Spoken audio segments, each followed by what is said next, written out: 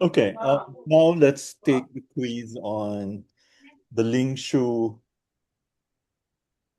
um, approach to needling techniques and insertion.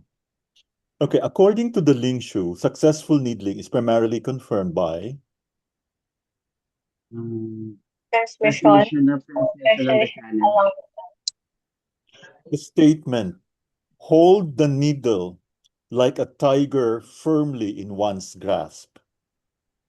Tiger kahit stability and Stability. confidence. stability and confident control. After insertion, the Ling Shu specifically recommends, Checking the pulse. Checking yes, the pulse. always check the pulse. In the Ling Shu, regulation of qi is considered, The primary goal Primary of goal. acupuncture. yes, which sensation is associated with practitioner perception of qi arrival? Heaviness and tension. Heaviness and tension. Which patient sensation is least associated with ta qi? Touchy. Complete absence of feeling. Yeah. According to the Ling Shu, treatment without proper qi arrival was traditionally viewed as, Incomplete. yes. Tonification is primarily indicated for, Deficiency Passing. condition. Tama. during tonification, insertion should generally be Gentle and slow. No. gentle and slow. Dahan-dahan. Insertion time. Insertion. Tonification traditionally follows.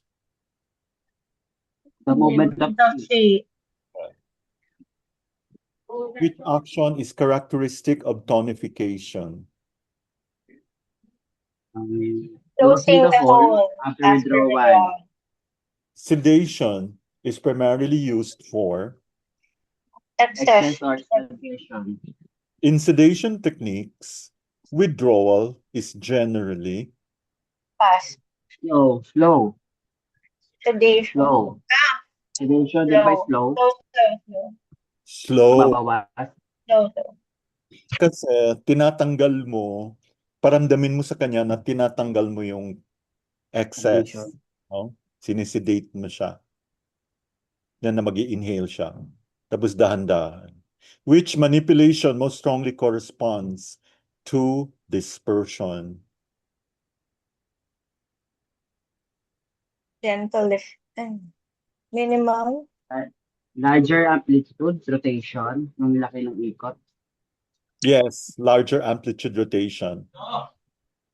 The phrase, open the pathogenic gate, refers to, Opening. Sedation. Dispersing method. correct. Boston. Which factor does the Ling Shu not list as influencing needling depth? Astrological. Astrological. Oo, bang Needling is especially appropriate for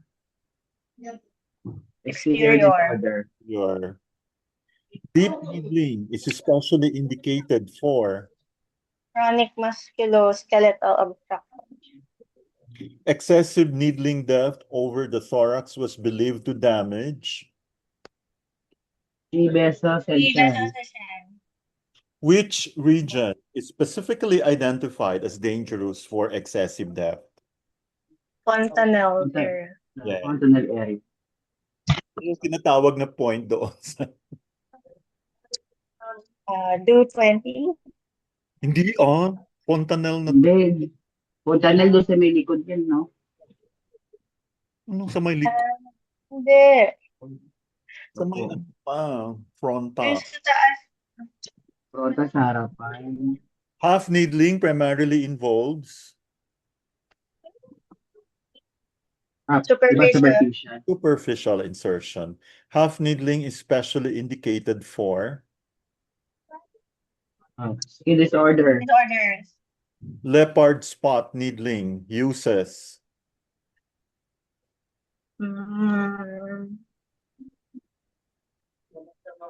Multiple shallow. yes, kasi nga leopard spot. Tinutusok-tusukan mo na malili. Leopard spot technique is traditionally associated with Blood Blood stasis stasis and heat.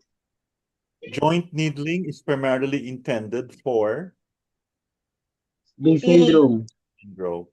Transport needling involves Deep insertions in the muscle. into muscles. Opposing needling combines Front and back. Front and back front and back. needling. Restoring needling employs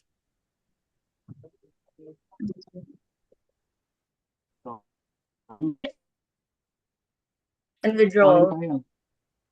repeated, Repeated Retention. repeated insertion and withdrawal. Pasok, withdraw. Insert, withdraw. Strong lifting and thrusting tends to be dispersion. Dispersing. gentle lifting and thrusting is more associated with Qualification. historically clockwise and counterclockwise rotation traditions. Buried among lineage. Lineages. Rhythmic rotation was traditionally used Rotation. Guide chi. Daichi. by the chi. According to some lineages, insertion on exhalation support, Tonification. tonification. Okay, insert mo pag nag-exhale na siya. Withdrawal on inhalation in some traditions is associated with Dispersion. dispersion. Dispersion. A major theme in the Ling Shu is that the physician should Maintain calmness Maintain and calmness. focus intention. the quality of treatment depends partly upon the practitioners And and which is not one of the 9 needles mentioned. merong Lance. Stapel. Hindi, merong lance. May lance doon. May spoon kanina. O yung stapel doon. One traditional function of specialized classical needles was Draining abscesses. abscesses, which therapeutic action was associated with some ancient needle forms. Massage and pressing channel. The round needle and the spoon needle. The Ling Shu repeatedly emphasized that the essential aspect of needling is Arrival of chi. arrival of qi, which later system was influenced by Yeah. Shu doctrines. Master Tongue punch. Okay, that's why we're taking this up, no? Master. Ang dami na ba natin natutunan? Ang dami pala. Grabe. Which condition would most likely require superficial needling? early febrile Early. superior condition. Which factor would most justify deeper insertion? Deeper. Chronic musculoskeletal pain. The Ling Shu warns that improper depth may injure. Vessels and spirit. In tonification, stimulation is generally Minimal.